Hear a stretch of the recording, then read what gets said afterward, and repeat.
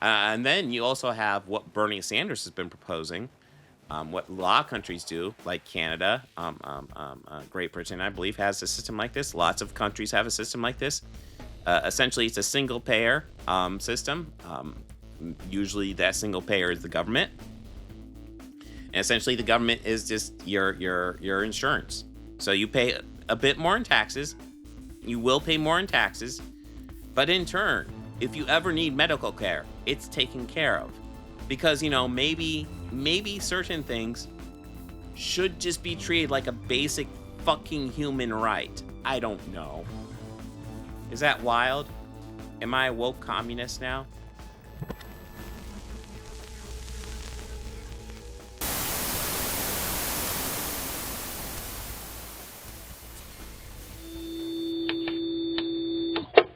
I was thinking, let's go ahead and talk about healthcare for a little bit, because all this stuff going on with the United Healthcare guy and the suspect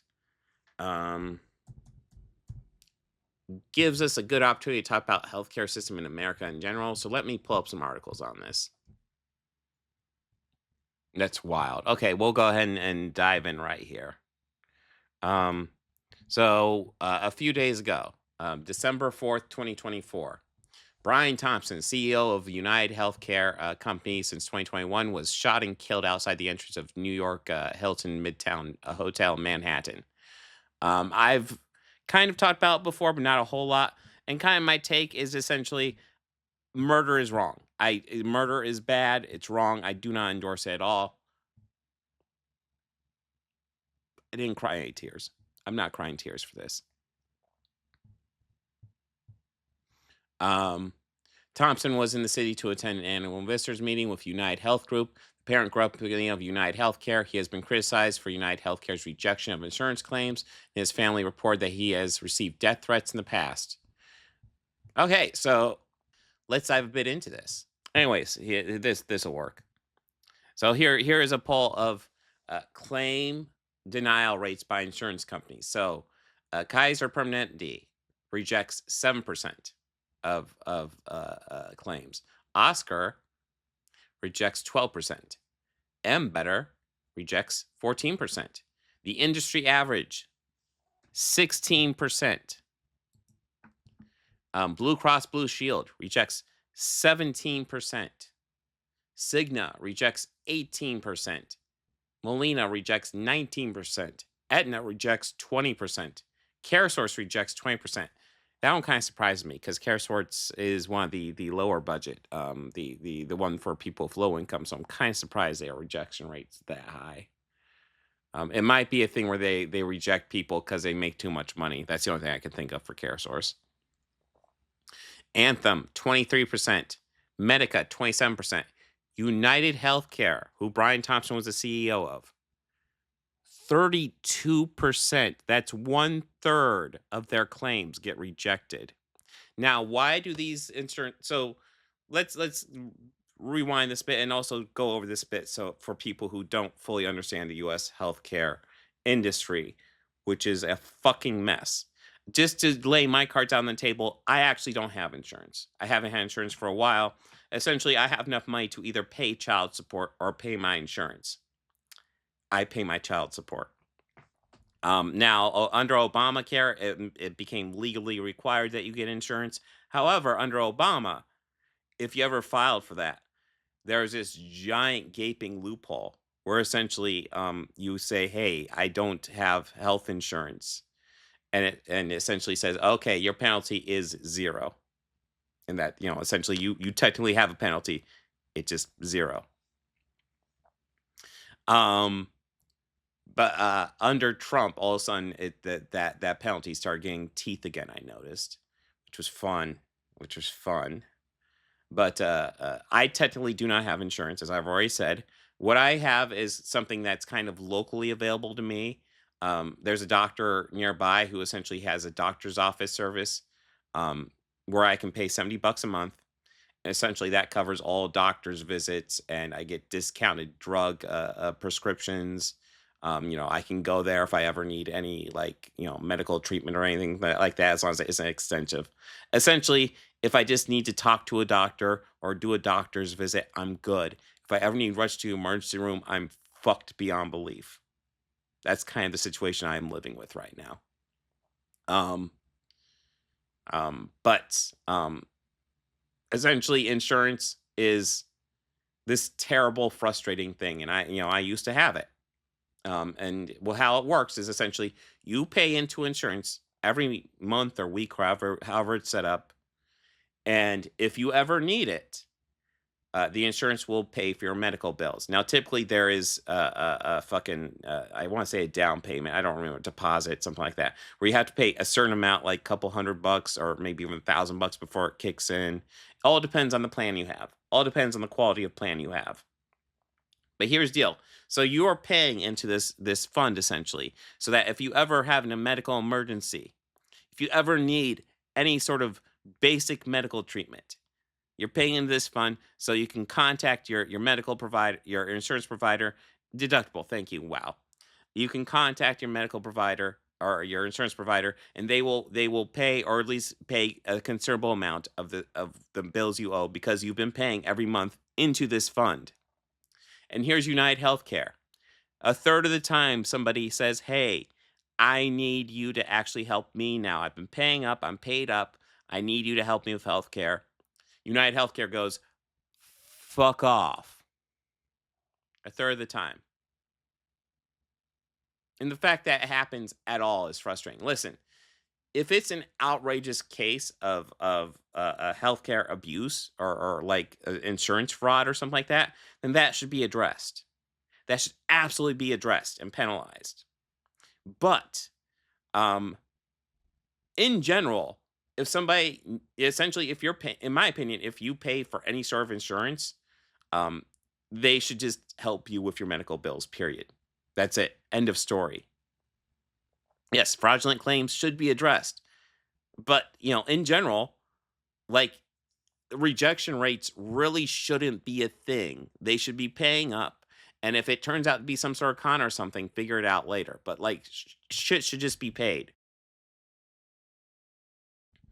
I believe in Japan, the healthcare system there is essentially, they still do have insurance like we do, except the laws there essentially say, there's no like different plans or anything. You just get your insurance from a company, and if you need it, they pay for everything. That's how Japan works, and it works pretty well for them. And then you also have what Bernie Sanders has been proposing, what a lot of countries do, like Canada, Great Britain, I believe, has a system like this. Lots of countries have a system like this. Essentially, it's a single payer system. Usually, that single payer is the government, and essentially, the government is just your insurance. So you pay a bit more in taxes. You will pay more in taxes, but in turn, if you ever need medical care, it's taken care of. Because, maybe certain things should just be treated like a basic fucking human right. I don't know. Is that wild? Am I a woke communist now? I'm sorry. So, like, I think capitalism and profit motive can work for some things. Although we're seeing with it not being regulated, it just fucking wrecking everything. It still needs regulated no matter what. And yeah, Grand Theft Auto brings up a good point. Yeah, you'll pay more in taxes, but still less than you'd pay for your private insurance. Absolutely true. And you'll get better care and more reliable care. You won't get rejected a third of the time. You won't. Um, but yes, this is the fact that United States is like one of the only, I think, one of the only, or possibly the only first world country without any sort of like um, government, heavily government regulated or government subsidized healthcare system, says a lot. Although honestly, it might be subsidized, but like a lot of these companies get away with murder. Um, I feel like quite literally they actually do get away with murder. I didn't mean that, but like, yeah, they kind of do. Like if it, like United Healthcare denying a claim, that could just be in somebody's life that just died. Somebody just died. That could literally just be that. I mean, actually, I mean, if we want to talk about that, like my doctor did advise that, like, hey, you should probably get an X-ray for your knees, because your knees have my knees were really bugging me. And I went to see about the X-ray, and it just seemed like it'd be way too expensive. And I was like, "You listen, I'm sorry, I just can't pay for it." And he was like, "Okay, we'll just keep an eye on them, do the other treatments I recommended, and see how that works." Because that's part of the reason why he does offers that like $70 a month for just doctors visits and stuff like that. Is for if you have a limited resources, you can still get some basic health care, like which is pretty cool. But yeah, in my opinion, um, healthcare for profit is just one of the worst things the United States does. The other thing the United States does is education for profit. Those two things should be taken off the board. Profit motive should not be a motivator in those two things. Simply good results should be a motivator. Just as it is. As it is. But anyways, we're gonna go ahead and go into who is Luigi Mangione, CEO shooting suspect. God, yeah, this guy went viral like yesterday. Like it went from nobody's seen this guy before to like everybody's seen him. The scion of a prominent Maryland family who came to the top of his class at an elite private school before graduating from an Ivy League college, Luigi Mangoni seems to have everything going for him, according to friends.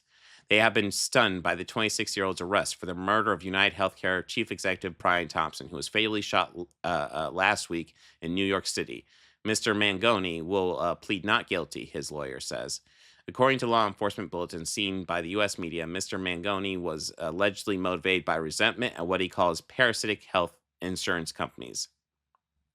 Again, I don't endorse murder. I'm against murder 100%. But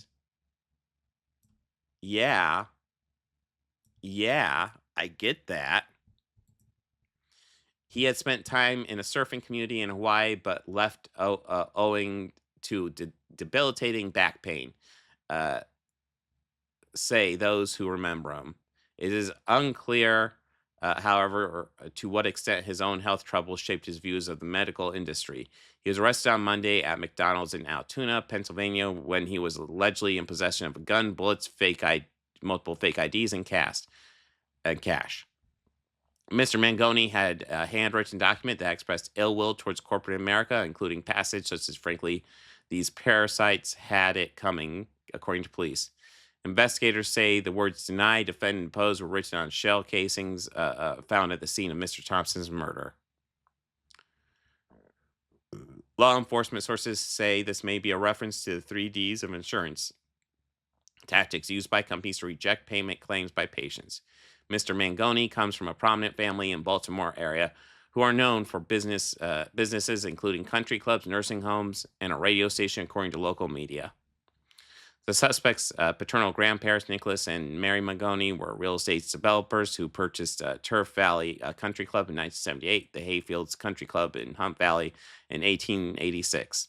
So, I mean, I think that's something that's worth bringing up. So, like, this guy comes from a fairly affluent family. This was not a guy of no resources, and even he was getting fucked over by the health insurance industry. So shortly after Mr. Mangoni was charged, his cousin, Republican state lawmaker Nino Mangoni, released a statement saying the family was shocked and devastated. We offer our prayers to the family of Brian Thompson, and we ask people to pray for all involved. The statement read. Let's see. Do they have? I know they found a manifesto. Oh, Klein Klippenstein reported. Klein Klippenstein's pretty based.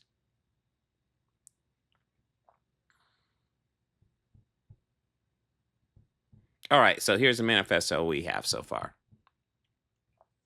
So this is from Klein Klippenstein. He's on Twitter. He's on I'm trying to remember. I know he got banned a lot on Twitter when Elon took over because Elon's a piece of shit. But Klein Klippenstein is very much on Blue Sky. Exclusive Luigi's manifesto. Read the manifesto the media refused to publish. I've obtained a copy of the suspected killer's Luigi Mangoni's manifesto. The real one, not the forgery circulating online. Major media outlets are also in possession of the document, but have refused to publish it and not even articulate a reason why. My queries to the New York Times, Washington Post, CNN, and NBC to explain the rationale for withholding the manifesto while gladly quoting from it selectively have not been answered.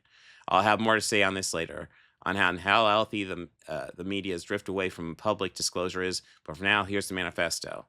So it's not super long. So here's Luigi's manifesto. To the feds, I'll keep this short because I do respect what you do for our country. To save you a lengthy investigation, I state plainly that I wasn't working with anyone.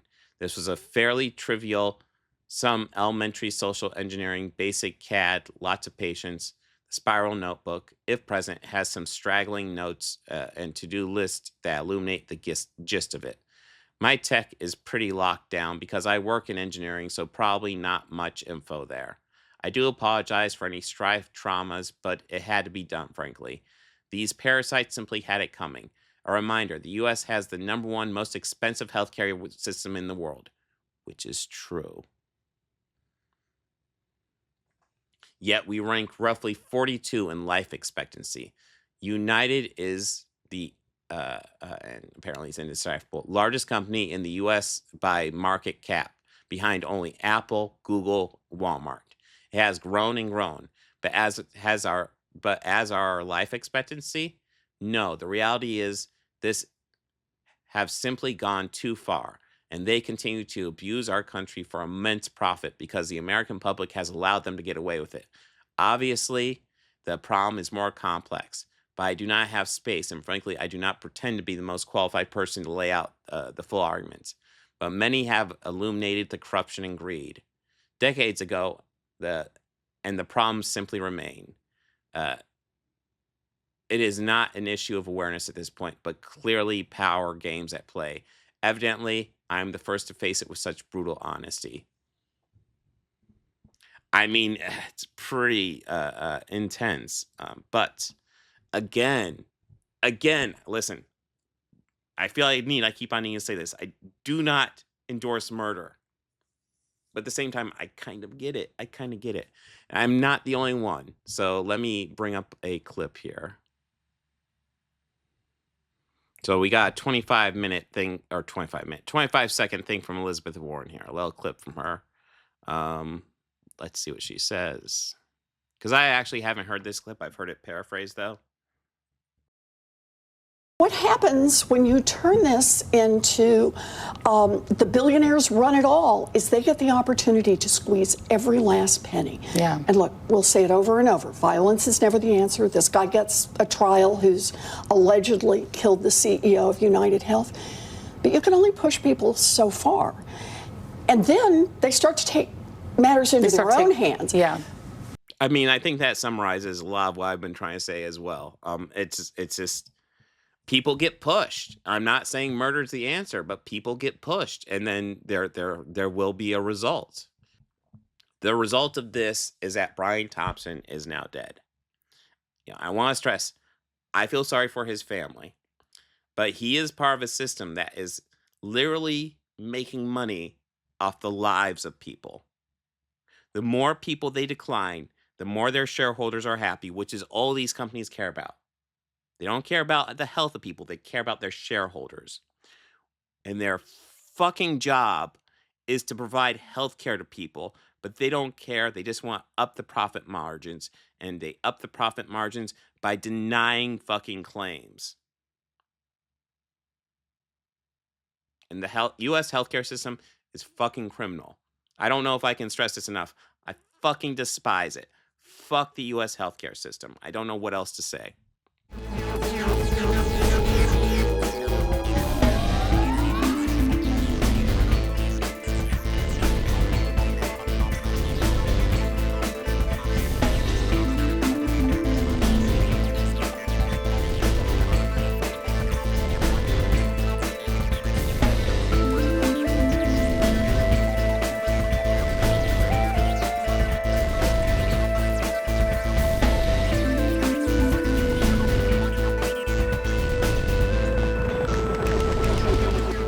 books, records, films, these things matter. Call me shallow. It's the fucking truth.